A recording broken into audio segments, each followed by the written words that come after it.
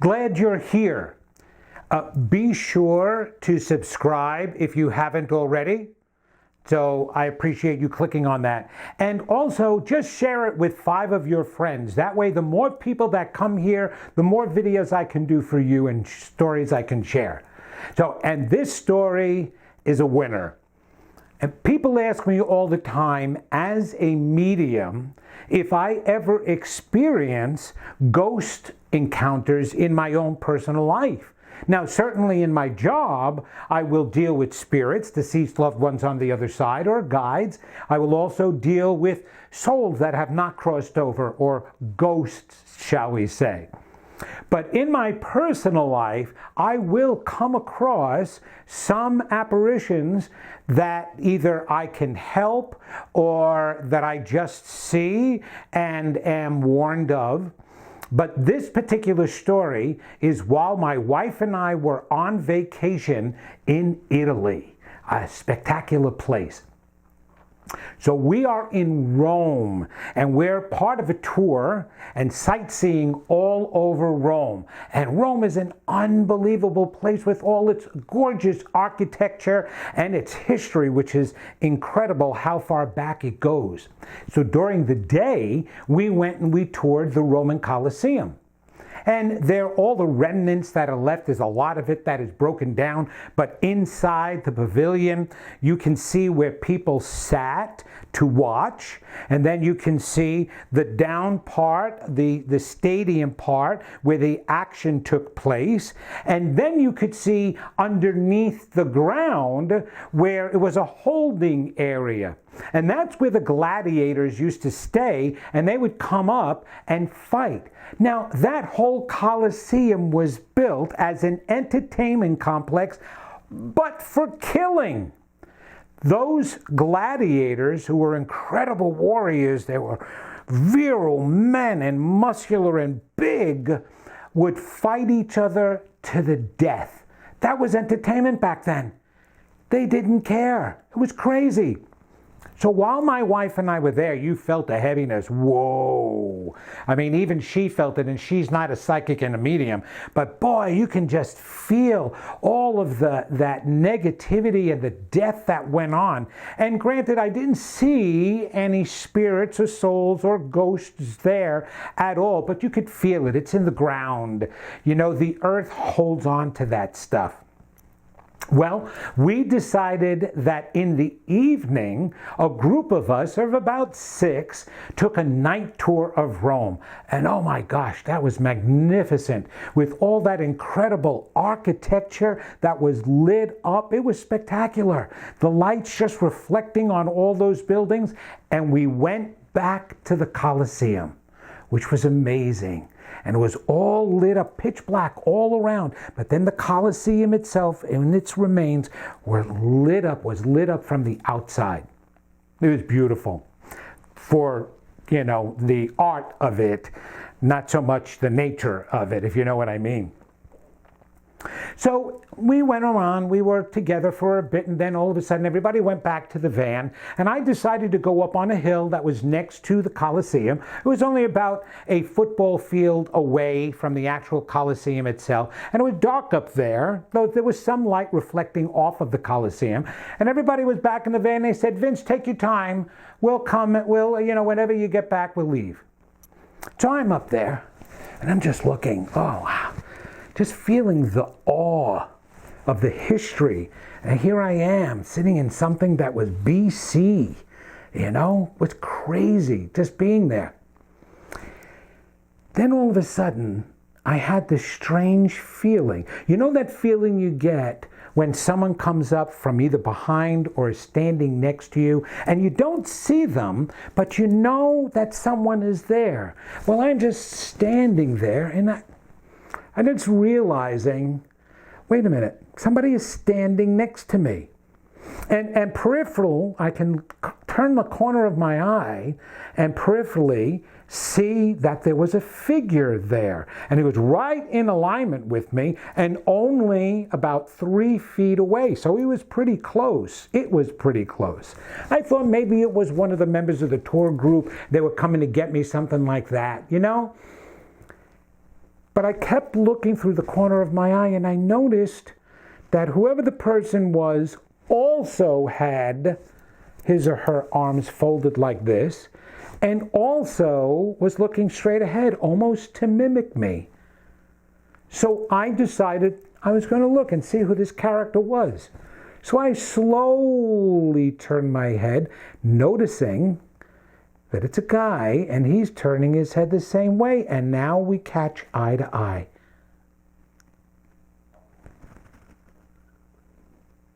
It was a Roman soldier. I kid you not. There was a man standing next to me in full Roman garb. I'm talking the helmet with the red mohawk, on the top. I know, and the cape, the red cape hanging off his shoulders, and he had the metal armor on in his chest, right? And then he had the skirt on. It was the metal, flaps that hung down, and the sandals with the leather braiding all the way up till his knee. I mean, the dude looked like a commercial for Trojan condoms, okay? You know what I mean? That's exactly what he looked like. Now, mind you, for a moment, I was recalling that when we were in the Colosseum during the day, there were actors walking around dressed in Roman attire and warrior attire like that to add a little ambiance, to the whole experience. So I thought maybe it was one of the actors who was standing near me, but he was mimicking me. He was being, funny, sarcastic or something. And so I'm looking at him, and as I'm looking at him, I'm realizing I'm looking through him. He's transparent. That's not an actor. I don't give a darn how good an actor is. He can't act transparently. And I realized this is a spirit. But still, I'm not sure. Now, the hair on the back of my neck raises just like in The Sixth Sense, and I'm frozen because I come to that realization, and I think I even wet myself a little bit. I'll admit it. I mean, look, I'm a medium and I deal with spirits every single day of my life, but they don't just pop up out of the clear blue and stand next to me like they're my buddies on a tour with me. So here's this guy, and I'm just looking through him, and I'm wondering, oh my gosh, why is he there? So you know how I said in my previous stories there are spirits that can come around as guardians, and they kind of look over everybody, and maybe there are ghosts around from his time period and he's watching over them until they get crossed over, or maybe he's a ghost, right? So I asked them, listen, are you a spirit? Have you crossed over, or are you stuck here? Like I'm talking to him as if he's going to talk back, and he does. He says to me that he's stuck here. And I heard him clearly. I'm stuck here. Why? Why are you stuck here? Because I did something shameful. You did something shameful. Yes, I dishonored Rome and I dishonored my family. And I'm hearing this. And I'm like, this is crazy. I'm having a conversation with a dead Roman soldier. I'm like, and I see a sword and everything. He doesn't have it out, so he's not threatening me, so I don't feel afraid that way. I'm just in shock. Shock, and I get cold sweat when I'm in shock. And I'm wet and like you can't believe under the arms and looking at him, and I'm going, so you can't move on because you did something shameful? He said, yes.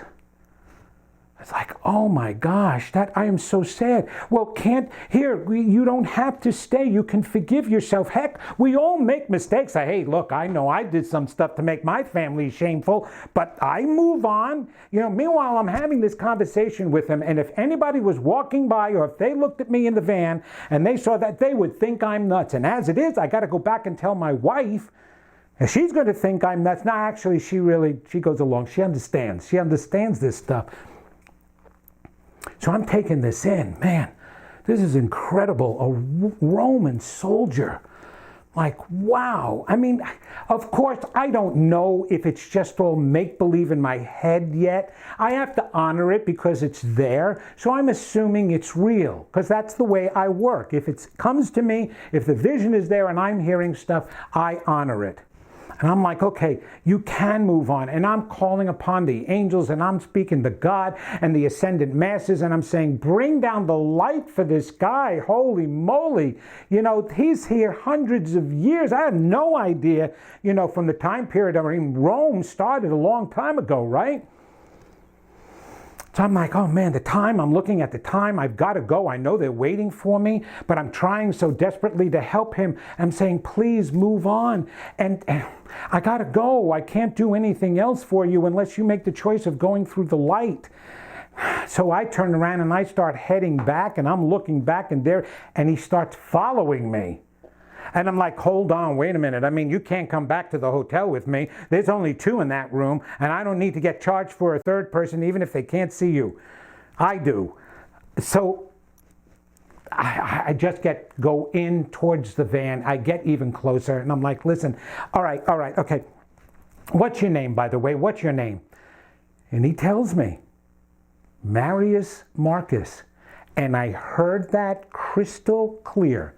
Marius Marcus. And I'm like, well, isn't that stereotypic for a Roman name? If you got to make up a name, if I'm making this up, Marius Marcus sounds close enough to me, right? I'm like, wow, you know, you can't pull this stuff out of your butt, all right? It's not going to happen. Marius Marcus, he's stuck here because he shamed Rome, shamed himself, shamed his family. So that's pretty heavy duty. So I'm like, I say goodbye to him. I figure this is all over. Okay, I have to just either decide, let go of it, or wonder what's going on. But I get in the van, and I can't say anything to my wife because there's 4 other people, strangers in there, that we only know each other from touring. And I can't turn around and say something about seeing ghosts or anything like that. But I'm kind of like looking at my wife, and I'm going, I'm giving her one of those signals that I had an experience, and she knows what that is. And she's like, what? And I'm like, I'll tell you later.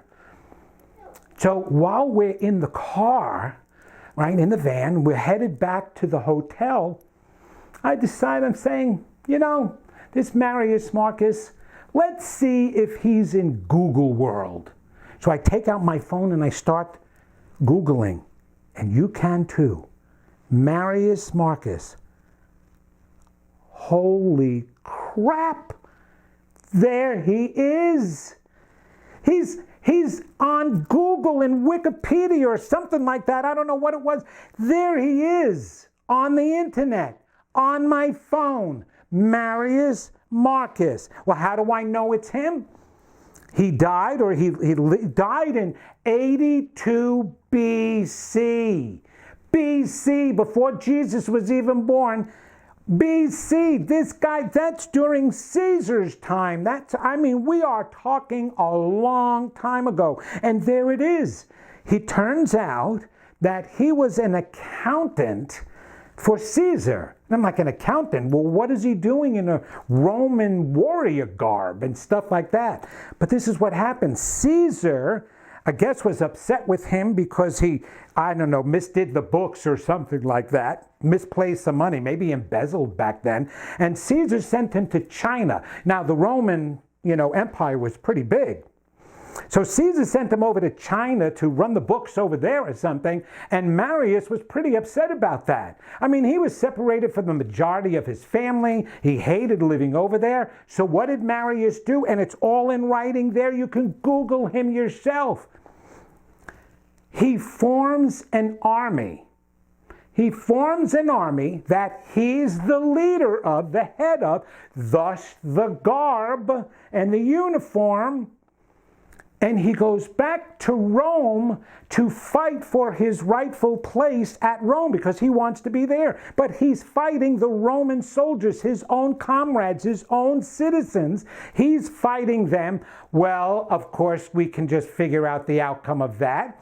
His entire military gets wiped out, and he gets killed, and he gets marked a traitor.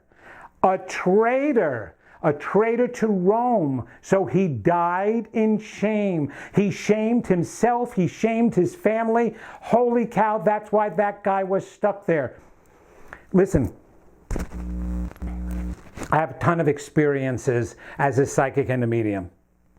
But when you get that kind of validation, that you get a name, it was the same thing with that Civil War soldier. Go watch the story of that I told.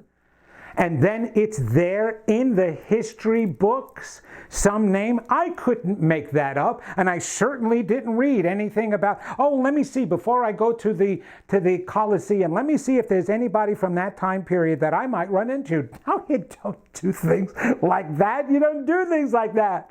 So there he was, this incredible, great-looking soldier. I only hope I crossed him over. Marius Marcus. And there he is. Go look. You'll find out for yourself that I ain't BSing. None of my stories are. So make sure you come back, because there's another one that was really incredible while we were on tour in Florence at a museum. But I'll tell that at another time. Thanks for joining. Be sure you subscribe and pass this around, and I'll see you again real soon. Take care. Man, a Trojan, a real Trojan, not a packaged one either. Yeah, that was cool.